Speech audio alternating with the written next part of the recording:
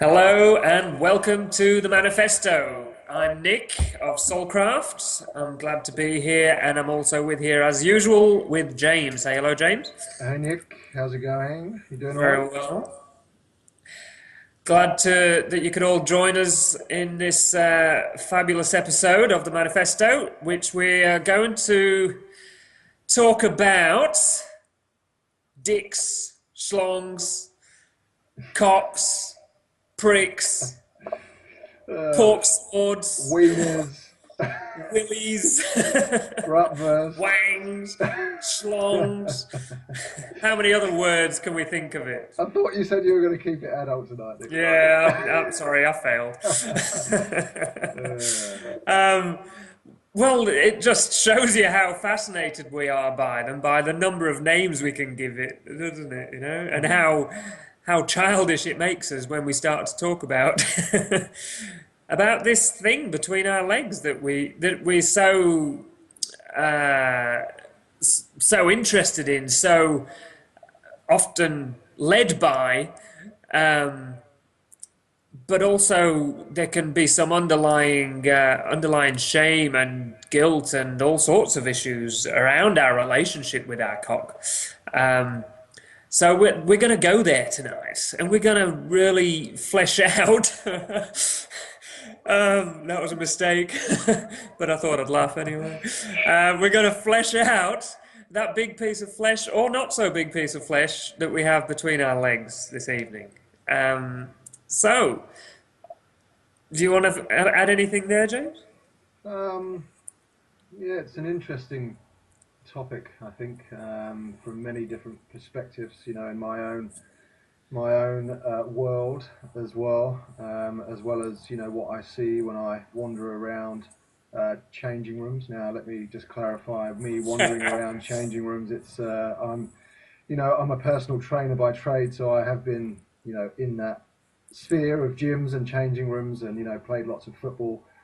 Growing up as well, and shared showers and changing rooms with other men as well, and you can just you see it in changing rooms, men scrambling to get their underpants on, turning towards walls or lockers so people can't see, what's, their penis. And it's something that I've, done as well. I've also done that in showers on cold winter's days when you're playing football and then you have to come in and have a shower with, 16 other guys and, and there's, yeah, so it's been a big struggle and a big journey personally for me, and I see it be a big struggle for other men, and Yeah. it's only really been in the last sort of 2 or 3 years when I've been away on a modern day rites of passage where I've actually just really started to fall into that self acceptance and self love of how I've been created, what I've got, Yep. and now I can actually get changed in changing rooms and feel a lot more comfortable. I wouldn't say totally comfortable, certainly not as comfortable as my son is when he's walking around without his clothes. So there's at some point in our conditioning, which I'm sure we'll go into probably next. That might be a good place to start. Is Yeah, yeah. something changes between the ages of 5, which is how old my son is, and when we get to the age of, I don't know when it changes, but gradually sort of works its way in around our early teens, I guess, and beyond, and for the whole of our life. And it's just a real shame that our conditioning creates so much, shame and shame around a part of our body, which is we can actually have a lot of fun with. Absolutely, absolutely, and that's like you said. It's that is the where it all starts to come out, isn't it? As individuals, when we're young, I remember as a young boy, and we all go through this experience of finding this thing between our legs and thinking, what is it? This is awesome. Yes, I pee out of it, but it actually feels good to play with. Hmm. And and then when you realize that when you play with it a little bit more, it gets bigger and harder and grows and how exciting. And guess what? It feels better too. Hmm. Um, and then at some point, obviously, for most of us, I'd say our parents told us not to, told us that was naughty, told us to leave it alone, it's going to drop off, or whatever it is. And I don't know if you've caught yourself in any of those moments with your son, of unadvertently and maybe unconsciously shaming him around playing with his own cock. I know I had it. I mean, my children are girls, so I never had that issue with them. They tend not to play with themselves as openly as little boys. And is that because they're shamed more than the boys, probably? Well, in different ways, yeah. But yeah, it's really interesting. But then, obviously, growing up, the shame comes into the size, doesn't it? It's all around the size. How big is it? What and whether you've fucked someone with it yet? you know. And where does it come from? This obsession with that to have a big dick is proves your manliness and proves your worth as a man. Yeah, it's And strange, isn't it? I mean, the I mean, only I don't know where it comes from, but I mean, you came up with a really interesting fact from history that it'd be a good place to bring that in if you want to. yeah, maybe it's because well, like you just mentioned. I mean, it hasn't always been that way, according to a documentary that I didn't actually watch. It was on the ABC a few months, I don't know, a few years back, and a client told me about it and said that 200 or 300 years ago that actually it was more desirable to have a small penis because it was associated with being an intellect, and it was all the guys that were working in the fields that they were the ones who apparently had the bigger cocks, as it were. And it goes to, I think, we can see that in the statues that are erected in those intellects and philosophers honors, that generally they have what you might term as a smaller penis. They certainly haven't got large cocks. Definitely. You'll think of, Venus and, all of the Renaissance paintings and statues. They've all, all the guys aren't that well endowed. They've all got pretty little schlongs, haven't they? Yeah, absolutely. And it just kind of goes to show you that potentially, in another 200 or 300 years' time, we might be looking at a reversal again, and it, potentially goes the same way. I don't know if this is drawing a parallel with, for example, women. I read the other day that it's now more fashionable to have more of a bush if you're a woman, rather than being completely shaven. So potentially, we're going back more towards that way, and it might happen for men with, what's expected of the Big size size. of their I penis. think it comes down to, and I'm just sort of feeling into this now, really, but it's definitely. I feel it's our association with our masculinity, and it plays into our at the real core of this. It plays into the male disconnection from our masculinity, and if we can only have a big cock, then that will mean I'm a man. And if I can't have a big cock, then I have to have big muscles. If I can't have big muscles, then I have to have a big wallet. If I can't have a big wallet, then I have to have a big car, or a wife with big tits, or whatever it is. It has to be something that can prove that I'm a man. And I think that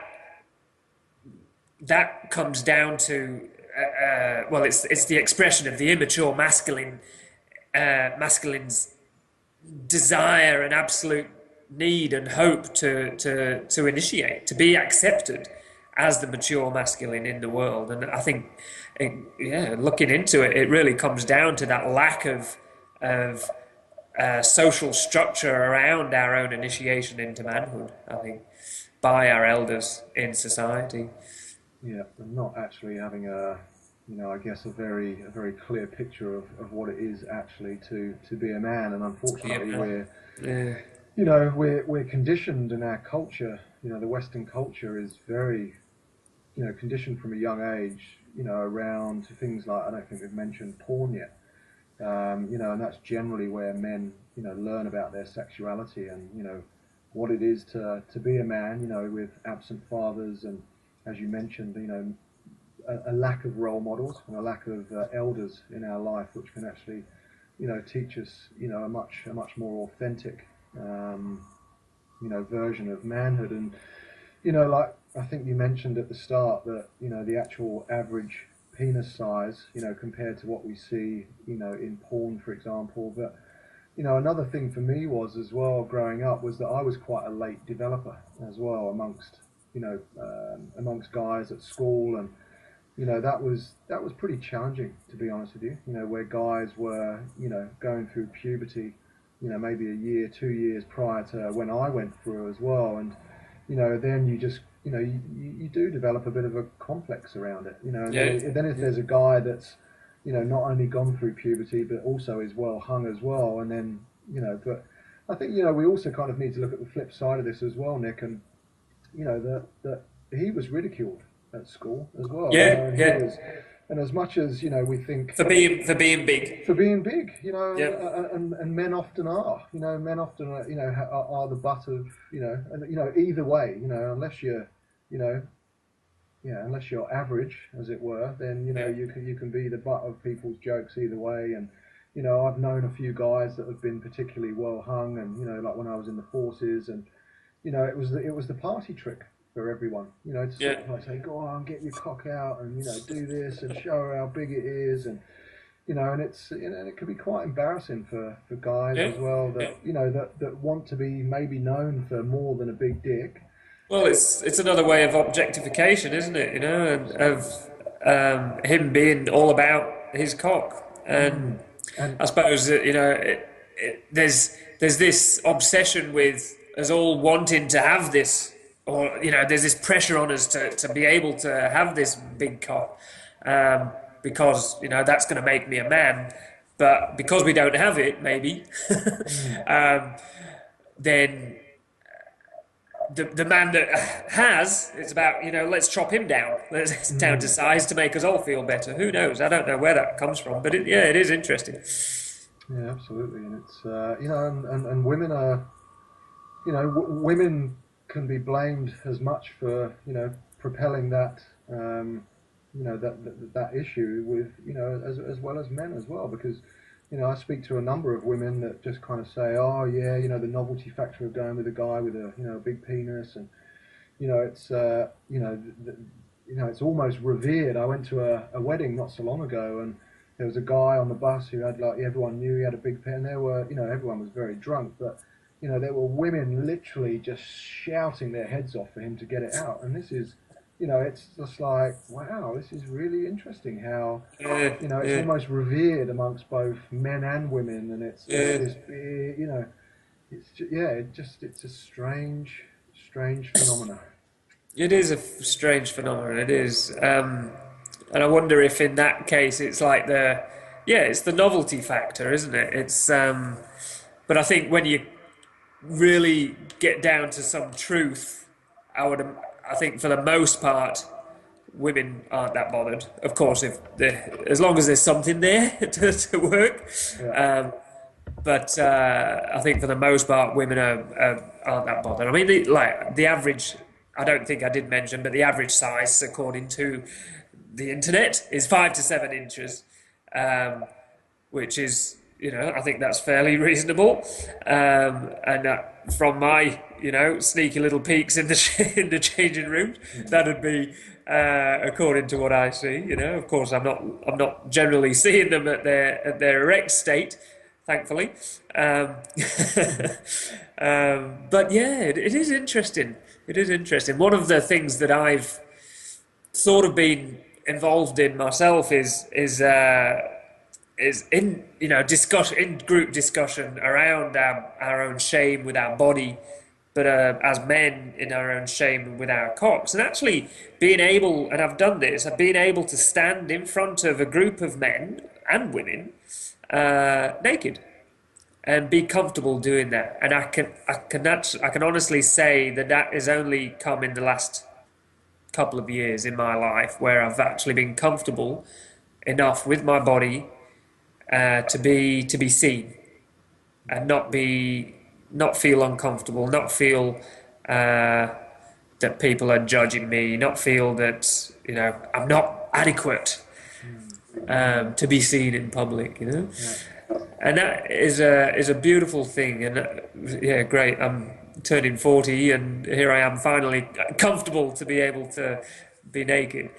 Such a Uh, Oh, it just it just makes my heart bleed thinking about that because I'm the same, and it was the most excruciating experience of my life to stand there with 30 other guys on this rites of passage that I yeah, went on, butt naked, yeah, and we actually had to hold a wooden a carving of a cock that was probably about 18 inches long, and stand there and talk about our experience yeah, of sexuality. And it was just, I don't think I've ever felt so much intense shame in all of yeah, my life. To be honest with you, it was, but I mean, it was an amazing experience, yeah, and it really helped me sink into that space of feeling a lot more comfortable with my body and just looking at all the different shapes and sizes, yeah, of men, yeah, and some way smaller than me, some bigger, and but generally didn't see any guys that were monstrous there in any way, shape, or form, and it was, but still, it's yeah, it's just I think it's just such a crying shame that it takes us so long, from when I look at my son, and how comfortable he is to get changed in public around, girls, boys, dogs, cats, you name it. It's just, and it's just such a shame that we can't as men, it for is. most of our lives, if not all of it, for a lot of It us. is. It is. Um, yeah, it is. And obviously, what else comes into that for us is, if you are in a situation where you can be seen, and there's obviously the whole all the etiquette of going to the urinal.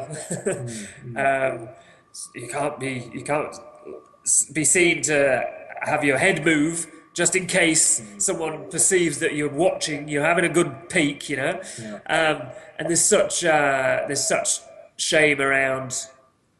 Well, it pulls into our homophobia, doesn't it? And if he sees that I'm having a look at his cock, then he's going to think that I want it.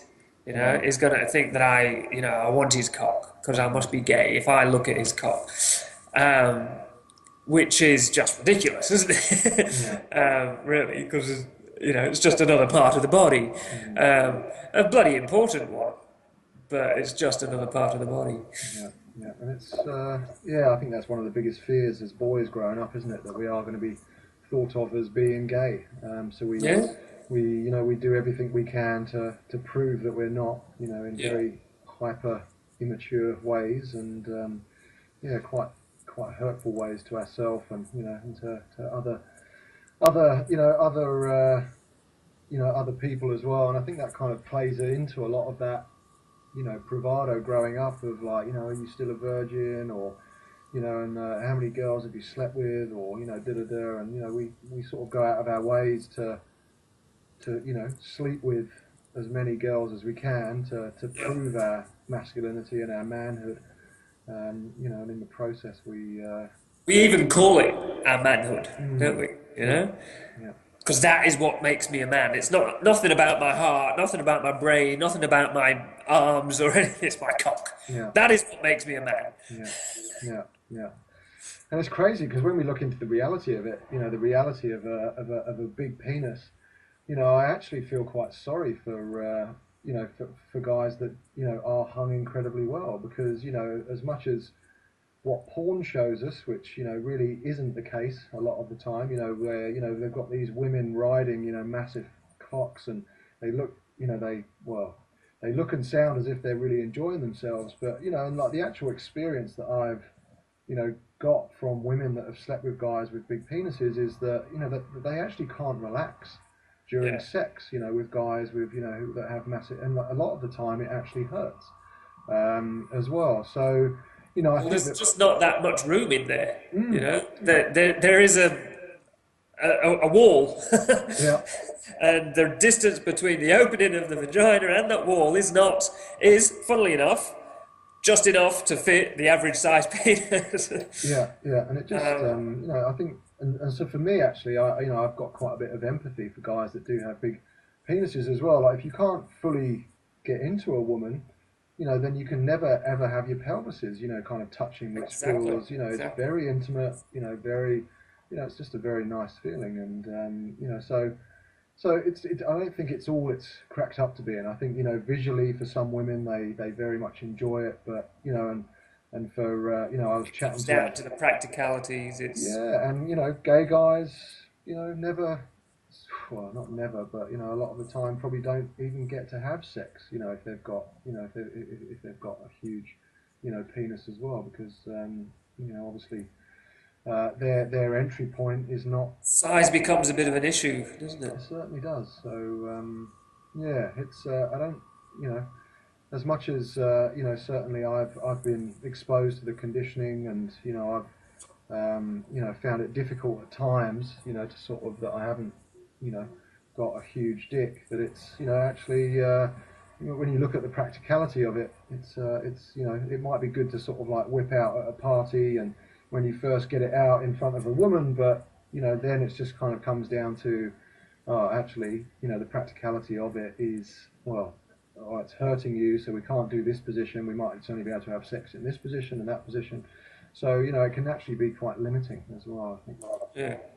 I think it's fair to say that this is a fairly good admission that we both don't have big cocks. Mm, yeah, absolutely. I definitely fall comfortably within that bracket of average 5 to 7 inches, I Mm, have to say.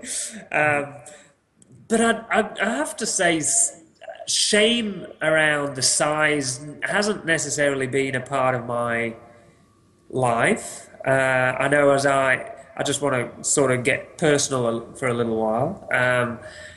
It's as a kid, I developed very young. I was in my opinion at that point, I was quite fortunate, and it was sort of the opposite to you. mm, Um, so I was quite happy to develop young because I was it was impressive to the other guys, and it did make me feel more of a man, at that point. But I was, 11 years old, mm, far from a man. Um, but I do remember having quite a comfortable relationship with my cock, except I had a bend, and I have a bend still. It turns a little bit to the left, and that I had quite a lot of shame with, quite a lot of difficulty with. I thought it was abnormal. I thought there was mm, something wrong with me. I thought, you know, how can I fix this? I would dress the opposite way to try and force it to bend the other way. um, and until that actually became a habit, and I still find myself doing it now. mm, I don't have any shame about it now. I know it's not a problem. mm, I know it's perfectly normal, and I know it it's a common thing for many men. Um, there's all different shapes and sizes, and it doesn't take it doesn't take a lot to obviously, when you are looking at porn, if you do partake in such activities, you're also seeing plenty of cocks as well. So you get to have a look. Yes, and a lot of them are way bigger than the norm. So don't measure yourself too much on them. But it's enough to see that they are all different shapes and sizes. But yeah, that was an issue for me. mm, That was an issue for me. mm. I just want to lay that out there and be vulnerable with my own shame around the bendiness of my cock. Yeah, no, fair enough. Well, listen, maybe you can touch the parts that other penises can't touch. Well, this maybe there's certain areas in there which maybe I can access easily because of Mm, my unique shape. yeah, yeah. Maybe, maybe. And that's kind of brought me on to another point as well. Because maybe someone with a bigger penis can do that as well. Yeah. Potentially can touch, physically areas, of a female's anatomy that, that maybe I wouldn't be able to, touch, which, again, I guess that kind of fills me with, that sort of feelings that, of inadequacy, because that might be the physical reality of it, potentially. Possible. But, I mean,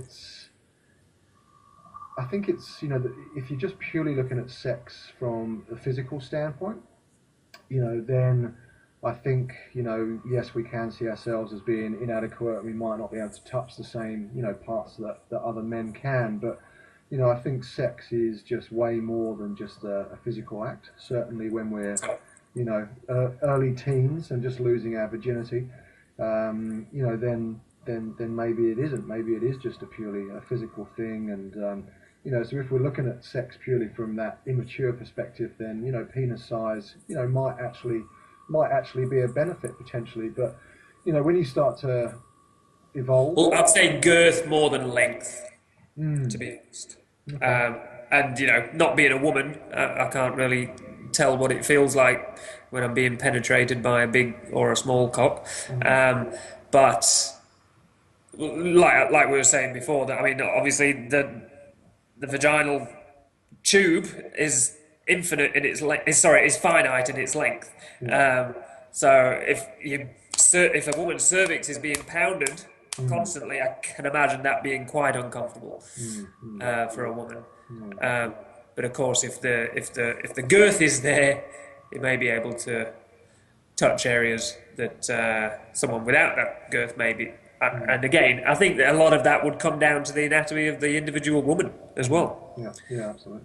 and also and how it's being used. And but when you study a bit of, of sexuality, whether that's a quick look in the Kama Sutra or into some more in-depth studies of how to actually use different positions to access different areas Mm, of the vagina, and to be able to stimulate different areas of the vagina and the clitoris and all of that area. Then it doesn't take a great deal. It doesn't take uh, any magical pill or anything like that. We're all capable of getting there. yeah, absolutely. And and I think for me, and from what I've read and studied, and what I've now experienced as well, that being present with a woman during sex is is far greater tool and larger tool, and you'll be able to penetrate her whole being. And when you help to sort of co-create an orgasm, like that, then you'll have a first person experience or an embodied reference point for exactly what I'm talking about now. And it's yeah, it's pretty stunning, to be honest with you. And whether you're 3 inches, 6 inches, or 10 inches, it's that truly is the way to to satisfying a woman. And it doesn't really matter how large your manhood is. That's Mutual satisfaction, I think it comes down to. And I think, again, this is an interesting point you sort of touched on there. Is our there's a lot of pressure on us as men to satisfy the woman. mm, And if I don't satisfy her, if I don't make her, writhe in multiple orgasms, then I'm not doing something right. Then there's that whole shame around our ability, and of course that plays into to our cock mm, because that's the tool in which I'm not satisfying her with. So maybe I'm not big enough. Maybe I'm inadequate. Maybe I'm just not doing the right things. But there's a lot of women that just don't orgasm. And it's nothing to do with you, and they often find it very difficult, to orgasm with penetration. mm, Um, and some women can only orgasm clitorally. Some women can orgasm clitorally, cervically, and with their G spot. So it just depends on the individuals that we who are playing, who are having some great fun together. Yeah. And, asking the questions, what works for you? When you are in that situation, I mean, we're sort of covering some of the stuff, some of the ground that we covered in the sex episode, but it obviously all plays the right part. Um, the anatomy is fabulous, so get to know it. Get to know it, and the best way to get to know it is to play and explore and ask and question and be in mutual play together where you can work out what works for each other. And if you're not, if you're not hung like a horse, then you're gonna be able to satisfy each other in other ways. It's a mutual satisfaction that we're trying to get, and it's not just about reaching that point of orgasm. It's about the connection that we can create with each other, and that doesn't take a big cock. It doesn't even take a cock at all, even to come to orgasm. I've been in sexual situations where there's no penetration and there's orgasms happening through use of tantric practices. So there's a whole world out there to explore when it comes to sexuality. But do you have anything more to add there? No, I don't think I do. But yeah, I think a lot of women there, that classic kind of porn sex that you see is not what they like or not what they No. want, and actually just kind of being still inside of a woman, penetrating her, but being still inside or just going, incredibly slowly is actually, much more arousing for a woman anyway, and breathing when you're inside of them and those kinds of things. So it's do not despair if you have not a large penis. You're totally right. I mean, it doesn't have to be this, hour-long bang fest like they show in the porn movies, because that you have to be superhuman firstly to keep that up. It hurts. Vaginas are really sensitive. They can't handle like bloody They poundings like that. are, they are. But also, there's definitely there's a place for porn sex as well in relationship, and Yeah. sometimes that's fun too. And it just happens. It has to be about what's working for both of you at the time, and again, how are we going to know that if we don't talk about it? And yeah, but I want to sort of go on to what else plays into, and it plays into the shame around our cock size and how it works, and the whole industry around male sexuality that is a very new phenomenon. It's quite interesting, and I think this says a lot about how prevalent body shame and cock shame is in today's society, particularly. And like we were talking about, I believe, and I'd be interested to know some history on it. I believe this is a fairly new phenomenon. Our obsession with the big cock. I believe it is, and I'd be interested to know. Yeah, I'd be interested to be corrected on that. I'm sure it's been around in different societies around the world for millennia, but I reckon this is a fairly new phenomenon. But yeah, you can definitely see.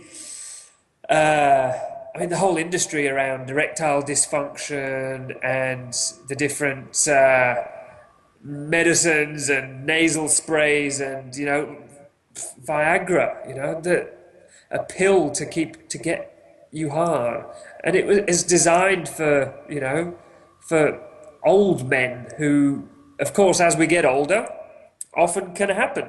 It can happen that we just it doesn't work the way it used to, and that's a perfectly natural part of the aging process and not something to be ashamed of.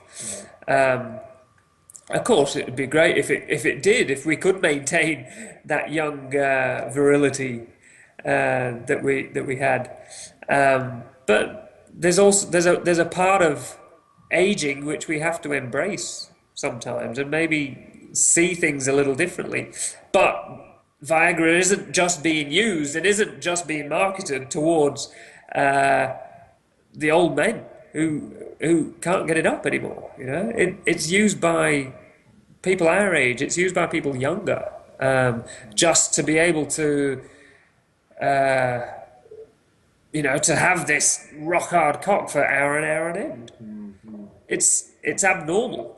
It's bloody painful, I tell you. If you have an erection for, I remember growing up and the girl of my dreams, I spent, and she wasn't having a bar of it, but I was in bed with her for like pretty much the whole night and just literally had an erection for the whole night. And I can tell you, like, it's bloody painful by the end of it. Why would you want to take a pill that makes you hard for 8 hours and that you have a sore cock at the end? It Uh, just defies belief. But again, I think it just comes down to I'm a man. I can bang you for 4 hours non-stop. I can come and I can then go again, and it just and it was very much a part of my identity and my story when I was younger. And I thought that made me a man. I was called. My nickname was Jimmy Five Times because I used to like people knowing how many times I went of a night, and it was, yeah, it's, yeah, I've thankfully grown out of it now, but it's,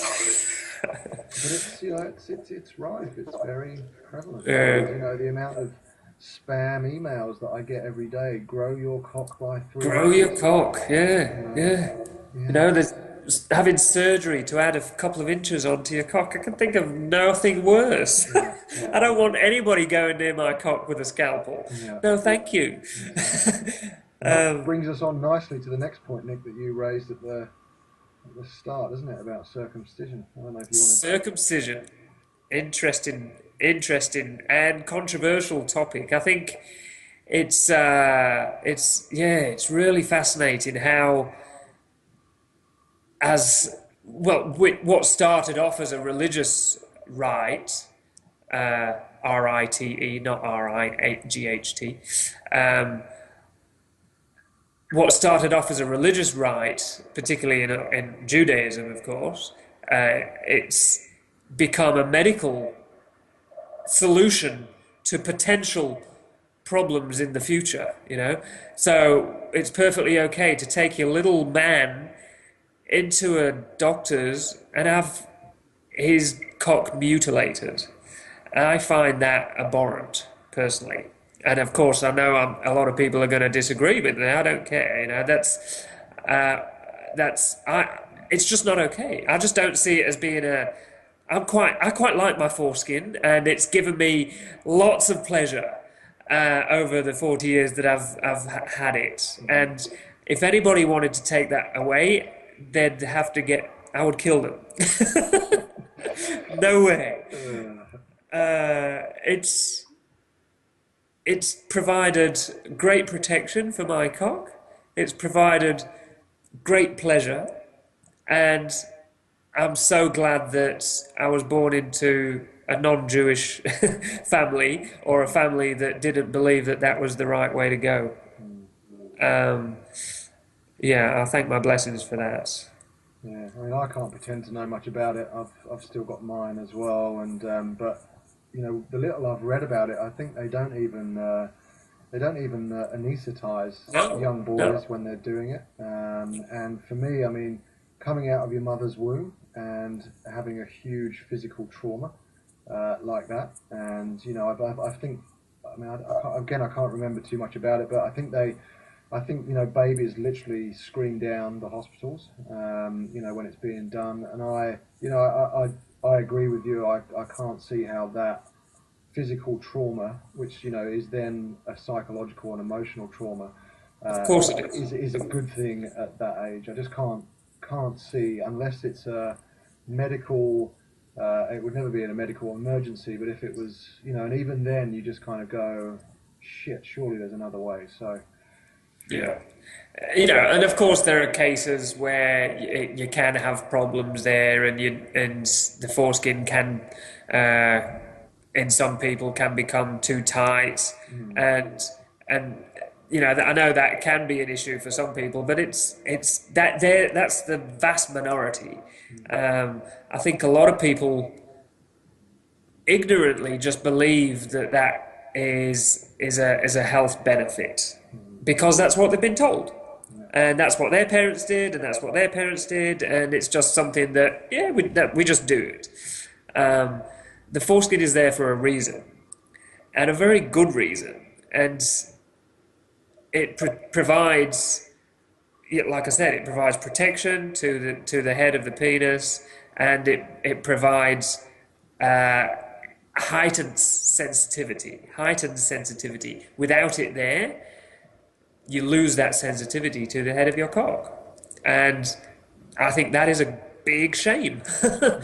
And I think my personal belief is that a lot of it comes down to uh, religious beliefs in the body and sex being sinful, and so therefore, if we don't have pleasure from it, and that's one way of reducing that amount of pleasure.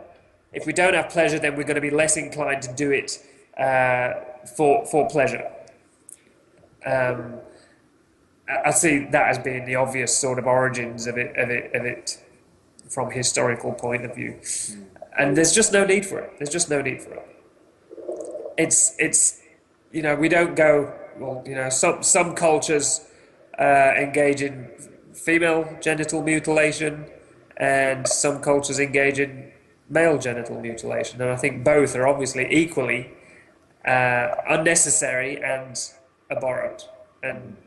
and yeah, just need to be addressed, I think, personally. Yeah. Yeah. No, fair point.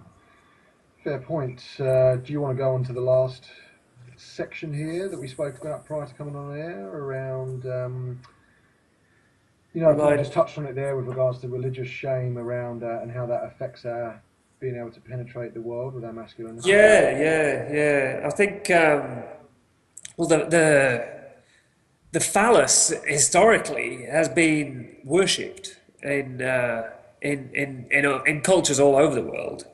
Um, Recently, I actually saw they still, they've still got the festival of the penis in Japan, which I think is fantastic. I don't know if you've seen video footage or photo footage of that. It's great. Uh, all the streets are just filled with um, massive big cocks going down the street on trolleys, and little kids Funny. and girls and everybody's buying cock lollipops and wearing cocks on their heads and worshipping the phallus. I think it's fantastic. It's such a. I remember being at first. I remember several years ago coming across that festival that they hold in Japan and being bemused by it and thinking, what the hell are these Mm. crazy Japanese people doing? And now I get it. And this has actually been it's something that has been practiced throughout history in different cultures all over the world. It's just that the Japanese have maintained it. We think of how the phallus is celebrated in Western history. It's the sword, the sword in the stone mythology. The stone being part of Mother Earth, which is feminine, the feminine principle, and the sword being embedded in the feminine. Obviously, the phallus, the sword is the phallus, and the nobility around and the relationship with a knight and his sword is like nothing else. And that is the relationship that we as men have to have with our cock, with our phallus. It being a a tool of power, because that's exactly what it is. The power that we hold in our cock is immense. We have the power to create life, to penetrate not only our woman or man, if that's your thing. But the world, to actually our potency in the world, how we live our life, is directly proportional to our relationship with our potency in our cock.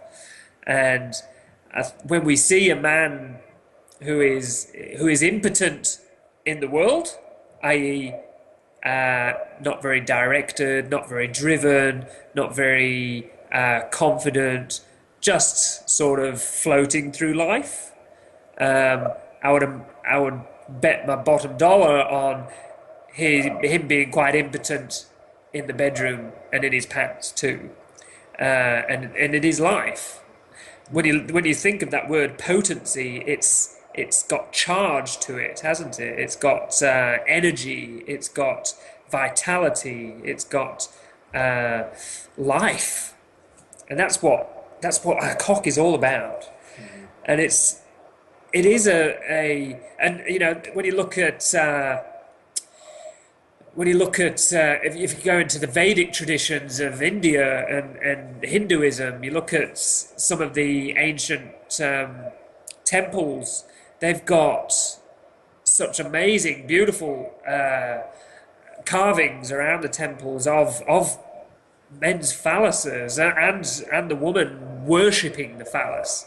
And in Tantra, the woman worships the phallus of the man and also worships the phallus of Shiva. And so it's like worshipping the universal phallus, which and that tradition has been not only in Hinduism, it's been part of all different traditions as well. And I think that's something that we sort of need to reclaim in the world, is our love and devotion of our own cock and of everyone else's cock. And you're not going to go and bow down to everyone's cock, but respect it for what it is. It's a powerful weapon that we've been given. And we call it a weapon often, but it's a weapon. Weapons need to be respected and honored and used well, used wisely. Yeah, well, maybe that's where our misunderstanding of it has come, because it obviously is a sign of our masculinity. Totally. And maybe that's where it's been slightly taken out of context. In the West, maybe it's dribbled through, and we've kind of mistaken size as as the kind of sign of masculinity, rather than our ability to kind of penetrate the world, Rather than potency. being a man of service, and Yeah. bringing our masculinity, our mature masculinity, to the world in very, very benevolent ways. And it's certainly a very interesting way to look at it, for sure. It is, and it is about that the difference between the mature masculine and the immature masculine, and the mature masculine doesn't need big muscles and a big cock and a fast car. He may want that, he may use it from time to time, but the mature masculine is happy with his lot, and and he's totally in touch with everything that he is, all of who he is, and doesn't need to prove his worth because he knows his worth. And he doesn't need anybody else to validate that. And he's on purpose, he's on track, and he's potent. I think it's a good way maybe to start wrapping up potentially. But I just sort of sensed there. What did I sense? I'm getting tired, and I just kind of lost my train of thought. But it was around. It's just, and I think that's such an important part, is just being comfortable in your own skin. Yep. And I think that is more attractive than anything. Certainly to me, when I'm looking at a woman, and I think with a woman, when she's looking at a man, and if there's a guy with a 3-inch penis, but he's extremely confident with his body, confident Yeah. with who he is and how he's showing up in the world, then that's far more attractive than an insecure guy who thinks that his 10-inch penis is going to get he's going to get him very far in the world. And it's exactly the same with a woman doesn't have to be sort of stereotypically modelly beautiful, or have huge, massive, great big tits. That and if she's actually, if she's comfortable in her own skin, then that to me is way more attractive than Totally. any of Totally. those sort of things that we're taught is beauty in the Western world. Absolutely. Mm. So, to wrap up, a parting suggestion for me is for all the men to really get to know their cock. You know, and I know you probably think you get to know it every night, whenever you get the chance. Um, but I'm talking about really get to know it. And that is explore it and feel its energy, feel its power and get in touch with that power and, give it a name if you want to, if you haven't already. Mm. But love it. Give it some devotion. This thing provides an immense power to your life and an immense opportunity for you and for you to actually create in the world, create people, but also create your life. And it's yes, it's metaphor, but it's also reality as well. Mm. Um, so get in touch with it and ask your woman to let her know, or your man to let you know what they think about it. You know, and honestly, in all honesty, not what they think they want you to hear, but in all honesty, really make that relationship open and honest and vulnerable. And be honest about your vulnerability. Be honest about your shame around your cock and about your how it works. And that is gonna provide so much healing and so much liberation from the trappings of that shame that yeah, you will turn into a more potent man Absolutely, straight away.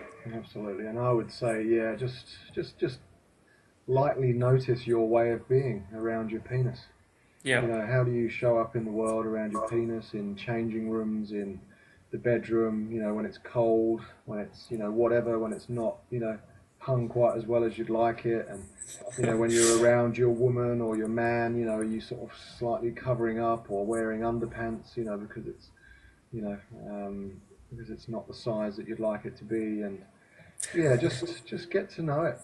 Get to know it. And, I think sorry, go on. from personal experience, certainly really sitting with the shame that comes up around it, and around, maybe a partner talking about how she used to have a boyfriend with a really big cock, and all that stuff, and really then sort of, after, having sex, maybe when your partner hasn't come, or, and just feeling into all of that stuff, because that will be the biggest healing for you, and it's certainly been the biggest healing for me, about really consciously step by step going into the shame that we have around it.